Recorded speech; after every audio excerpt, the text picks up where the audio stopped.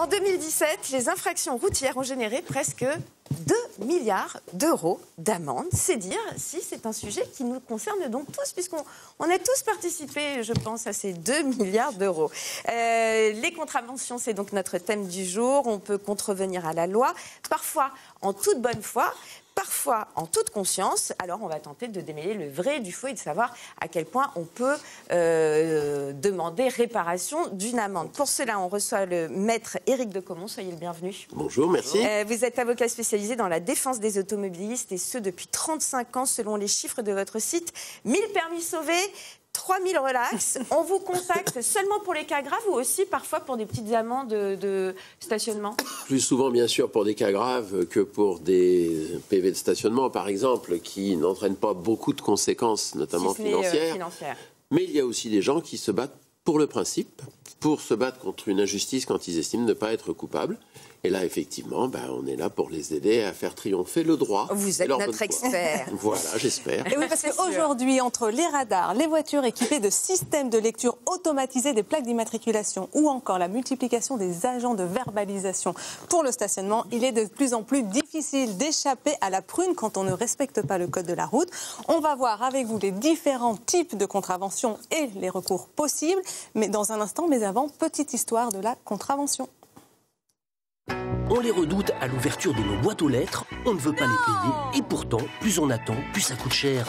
On vous parle bien de contraventions, des amendes, ou des prunes si vous préférez. Du latin contravenire, qui signifie s'opposer, la contravention veut dire qu'on agit contre le règlement. Et ça, c'est puni par la loi. Le code de la route en France date de 1921. Mais en 1724, les contraventions pleuvaient déjà pour limiter le nombre de chevaux en fonction du nombre de roues de charrette et de leur poids. En France, 27 millions de contraventions en moyenne sont distribuées chaque année, soit 51 par minute. Alors attention, ouvrir une portière sans précaution ou allumer un moteur sans rouler, et bim, ça peut vous coûter de 11 à 33 euros. Gêner ses concitoyens avec une voiture mal stationnée, et bam, jusqu'à 75 euros. Une voiture mal entretenue, ça pollue, et boum, c'est 180 euros. Conduite alcoolisée, refus de priorité ou brûlage de feu, et vlan, c'est 375 euros maximum. Et enfin, blessure involontaire, usage d'un détecteur de radar ou même d'un écran, direction le tribunal de police. Et là, prévoyez du budget. Aujourd'hui, la pervenche en képi qui glisse son papier sur votre pare-brise n'est plus la seule à pouvoir vous verbaliser. Des sociétés privées embauchées par les villes rôdent. Et la police repère même les rebelles du parc-mètre à l'aide de voitures équipées. Mais on a quand même une bonne nouvelle. Si vous payez dans les 15 jours, la contravention sera minorée de 15 à 20%. Circuler, il n'y a plus rien à voir. Ah non, on a plein de choses à voir. Ne circulez pas, restez bien avec nous. On va tenter de poser justement des questions très très pratiques. Juste pour chapeauter, il y a 5 classes différentes d'amendes, 5 classes de contraventions. 4 premières sont forfaitaires et la 5e est pénale avec des retraits de points, c'est ça en gros ? Tout est pénal théoriquement, mais effectivement le traitement des 5e classes de contravention les plus graves est effectivement plus solennel, ne fait pas l'objet, vous avez raison, d'une amende forfaitaire, oblige à une procédure devant ce fameux tribunal de police. Et toutes elles sont contestables ? Tout est contestable. D'accord. Par définition, vous avez toujours le droit de contester une contravention, un délit, tout ce qui peut vous être reproché. C'est juste la démocratie, c'est juste la justice. Alors, est-ce qu'il faut payer d'abord et contester après ou l'inverse ? Eh bien, les deux, mon général. Parce que figurez-vous que ça dépend des procès-verbaux, ça dépend des infractions, et c'est ce qui rend la chose très délicate.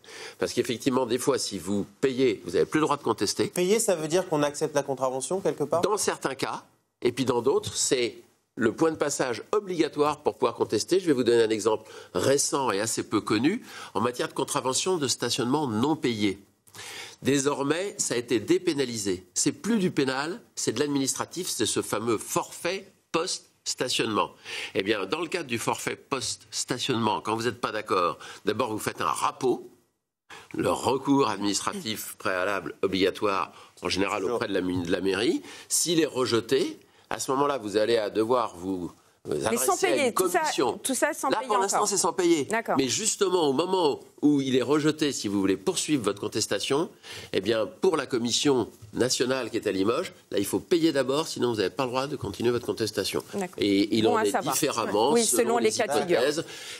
Il faut se renseigner, comme vous le disiez tout à l'heure, hélas, nul n'est censé ignorer la loi, et je mets au défi qui que ce soit sur cette table, Ah, y ça, c'est compris parmi nos téléspectateurs, les juristes, les avocats, les magistrats. Même vous, non, vous, Mais vous bien savez évidemment, tout. vous savez ce que c'est que la réglementation que nous devrions tous connaître, puisque nul n'est censé ignorer la loi. Vous savez ce que ça fait comme hauteur quand vous mettez les papiers comme ça? C'est la Tour Eiffel. Ah bah oui. Voilà. Donc c'est c'est non. 350 mètres de Donc on va réglementation. continuer à profiter avec de vos du papier à lumières. quatre, c'est impossible. Julie. Impossible. Et avec un premier cas un peu plus concret, mettre mes warnings, ou alors c'est mes feux de détresse, maintenant ça s'appelle comme ça, Oui, quand je suis en double français. fil, est-ce que ça peut m'éviter d'avoir une contravention? Ça vous évitera absolument pas la contravention. Et raté. C'est Julie. très clair. Le warning, c'est fait pour signaler une situation de danger ou de détresse. C'est un élément de sécurité pour prévenir les autres personnes. Ça ne légitime en rien que vous commettiez une infraction, par exemple, d'être garé en double fil. Je sais bien que tout le monde fait ça. Même Tout pour le 2 monde- minutes. Tout le Mais monde oui, ne tout fait le pas monde ça. se dit, Certains. Je me protège avec le feu de détresse, on ne dit pas le warning bien sûr, et peut-être que je ne vais pas être verbalisé. Si le policier il est gentil, il comprend, il va peut-être vous laisser une certaine tolérance, mais en tout état de cause, ça n'est pas un droit. Alors sur le PV, la rue mentionnée, en fait, n'existe pas. Est-ce que je peux contester? Bien sûr. Et je peux gagner. Parce que Mais c'est ça évidemment, l'histoire, hein. puisque par définition, le procès-verbal est censé, 1, retracer la vérité, 2, donner tous les détails pour que vous puissiez contester, justement. Et si c'est la bonne rue, mais qu'il n'y a pas le numéro? C'est un élément de contestation, bien Aussi. évidemment aussi. Ah bah super. Voilà. Ah bah, Et s'il y a une erreur aussi sur l'immatriculation de la voiture? Écoutez, Toujours, là même aussi, réponse, par en fait. définition, puisque, encore une fois, tout doit correspondre à la réalité. Et ça peut être très intéressant, parce que s'il y a une erreur sur l'immatriculation et que vous n'avez pas été arrêté, vous n'entendrez jamais parler de cette contravention, puisque c'est un pauvre malheureux qui a l'immatriculation qui a été relevée à tort, qui va recevoir votre PV, il va être Qui très lui content. contestera. Et qui lui contestera en disant « ma voiture n'est pas une Peugeot, mais une Renault » ou « je ne pouvais pas être là ce jour-là » et qui obtiendra gain de cause. Alors moi j'ai déjà reçu des PV pour une moto qui ne m'appartenait plus, mais dont le propriétaire n'a pas fait la carte grise. Gros problème, Ça, parce que lorsque, et ça j'appelle les téléspectateurs à être très vigilants, on vend un véhicule, on ne se contente pas de prévenir l'assurance pour arrêter la prime. On prévient en recommandé AR la préfecture ou par Internet le Centre national, de façon à dégager sa responsabilité. Ne vous fiez surtout pas à la bonne volonté de Donc avec l'acheteur. le certificat de vente, Absolument, la et le carte nom grise barrée. de l'acheteur, le lieu, l'heure, le jour où ça a été effectué, parce qu'il y a beaucoup plus de gens distraits ou malhonnêtes qui oublient, parfois pendant des mois, de mettre la voiture, la moto à leur nom, et après ça, c'est vous qui récupérez tous les PV. Donc c'est galère sur galère, soyez réactifs, immédiatement vous prévenez. Alors, il y a une légende urbaine qui dit que si on ne paie jamais ses PV, on nous oublie à un moment et la dette s'annule. Crois-le, ouais. On en dit quoi de C'est une cette légende légende urbaine qui remonte à l'âge de Pierre, Oui, c'est ça. avant l'invention de l'informatique, des lectures automatisées Non, donc de ça, plaques vraiment, c'est d'immatriculation. interdit. Non, Jamais, bien jamais, entendu, jamais, c'est du rêve complet. Jamais. Bon, on écoute à présent la question de Maï, qui habite dans le 17e arrondissement de Paris. Question assez spécifique. Bonjour, je m'appelle Maï, je vis dans le 17e arrondissement de Paris. Je suis chauffeur VTC et la question que je voudrais savoir, ce serait est-ce normal ou légal de recevoir des amendes mises à l'aveuglette par les agents pour des arrêts gênants alors qu'ils savent très bien qu'on travaille et qu'on récupère des clients? Ça, c'est un peu la question entre arrêt et stationnement, c'est ça? Alors déjà, vous avez raison, on définit arrêt, stationnement. C'est quoi la différence? Stationnement, vous garez le véhicule et vous vous en éloignez. L'arrêt, c'est lorsque vous êtes soit dans le véhicule, soit hors du véhicule, mais à proximité immédiate, et que vous êtes en mesure de le déplacer à la moindre S'il y a besoin. demande des policiers, par exemple. Bien, là, on voit très bien ce que c'est pour un VTC comme pour un taxi, c'est on va charger un client, et pour ce faire, évidemment, on ne va pas faire un créneau si tant est qu'on trouve une place pour aller se garer. Donc on reste potentiellement en double fil, on charge pendant quelques secondes le client et on repart. Évidemment que normalement, il y a une tolérance pour ça, aussi bien pour les taxis que pour les VTC. Mais Donc là, c'est un excès de zèle. je pense que c'est un excès de zèle. Cette verbalisation, ça avait l'air de choquer notre témoin, peut se faire effectivement sans vous intercepter et vous remettre le procès-verbal. Il y a des procès-verbaux électroniques maintenant qui sont dressés sur des espèces de terminaux et qu'on vous envoie par la poste après à votre domicile. Et là, c'est ce qui a dû se passer. C'est évidemment de l'abus du zèle de verbaliser pour un arrêt de quelques secondes un chauffeur de taxi ou un VTC. Alors, autre question, j'ai été flashée à 53 km/h, alors que c'est maximum 50. Je pensais qu'il y avait une marge.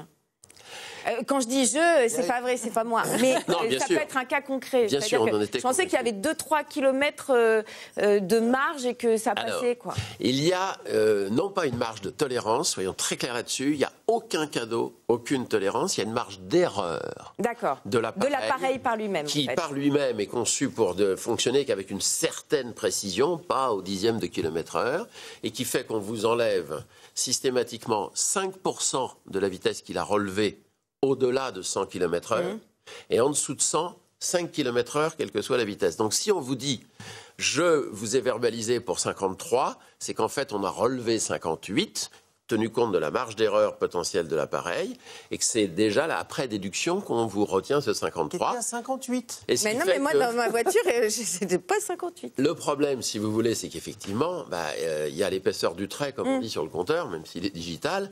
Sachez simplement une chose qui est quand même censée nous aider tous, c'est que par construction, les constructeurs d'automobiles, les fabricants de compteurs, prévoient une petite marge d'exagération D'accord. en votre Justement faveur. pour, Qui n'est pas toujours la même suivant C'est les absolument pas constructeurs. toujours la même, selon les véhicules et selon la vitesse pour un même véhicule. Mais normalement, quand vous êtes à 55 à votre compteur, en réalité, vous êtes plutôt à 52 ou 53, bien sûr, qu'à 55 ou qu'à 58. Donc vous avez un moyen, normalement, de ne pas vous faire prendre à 1 ou 2 km/h. Bon, et on le disait, les contraventions, c'est vraiment un sujet qui pique. Et aussi, parce qu'on ne sait jamais combien on doit payer quand on est contrevenu. Oui, alors je me suis intéressée précisément aux amendes quand on ne paye pas son stationnement. Parce que vous le savez peut-être, et on l'a dit depuis un an, l'État, ce n'est plus l'État, mais les municipalités qui gèrent le stationnement. Donc ce sont donc elles qui fixent les prix de la contravention dans leur commune. Alors en Ile-de-France, la plupart ont mauvaise nouvelle, en ont profité pour augmenter le tarif des PV, alors plutôt du forfait post-stationnement, c'est le nouveau nom savant. FPS. Et c'est le cas donc de Paris désormais. Si vous dépassez l'heure indiquée sur votre ticket ou si vous ne payez pas du tout le stationnement, il vous faudra régler 50 € Ah oui, je sais bien, dans moi. les 11 Je suis premiers très bien au arrondissements courant. de la capitale. Et dans les autres, le tarif est de 35 € en cas de non-paiement. À noter que si vous payez dans les 3 jours, le prix baisse et passe de 50 à 35 € et de 35 à 24 Je ne sais pas si c'est dans les €. 3 jours ou dans les 48 heures. Mais à vérifier. À vérifier alors. Mais moi, je crois que j'ai vu 3 Ah ouais. autre. Ah non, allez-y. Je vous en prie, 3 jours non. ou 48 heures. Effectivement, c'est une tolérance qui est accordée et qui fait qu'elle vous incite, bien entendu, à payer. C'est le principe des soldes. Hein. Oui, ça a oui. été inventé il y a quelques années, bien avant cette histoire de FPS. Ça a été inventé il y a quelques années par des juristes, par des fonctionnaires qui avaient tout compris. Parce que le français, et pas la française, attention, c'est pas machiste ce que je dis, le français adore les soldes. Et moi, je me suis toujours dit, on va pas payer. Enfin, je suis pas sûre alors qu'il faut qu'on adore teste. les soldes de Ah, mais contravention, mais c'est encore autre surtout chose. que c'est des soldes permanents. Oui, oui. C'est des ventes privées toute Ah oui, l'année, c'est vous toute comprenez. l'année. Ouais. Et Donc, donc c'est ça absolument tombe génial. ça peut tomber tous les jours Et et ça plusieurs fois marche par jour. très fort. Alors, Ça marche autre très fort. ville à avoir revu leurs tarifs à la hausse, Neuilly-sur-Seine, où le montant de la prune est passé de 17 à 50 €. À Poissy, Lagny-sur-Marne, Vincennes ou encore Rosny-sous-Bois, le forfait post-stationnement est de 35 €. Et bien sûr, cette liste n'est pas exhaustive. En revanche, d'autres communes ont choisi de ne pas augmenter le prix. C'est comme c'est le cas de Versailles ou de Meaux, 17 €. Et même Créteil a choisi, elle, de baisser son tarif pour le mettre à 15 €. Ah ben bravo Créteil, c'est des- bien ça. Merci beaucoup pour cet éclairage, Julie. Merci beaucoup à vous, maître de Comont. Vous détaillez bien sûr d'autres cas de figure sur votre site. Vous avez votre site personnel. Et puis nous, je pense qu'on va y revenir parce qu'on avait encore à peu près 20 questions, Ouais. 20 autres questions et cas concrets à vous poser. Donc on y reviendra.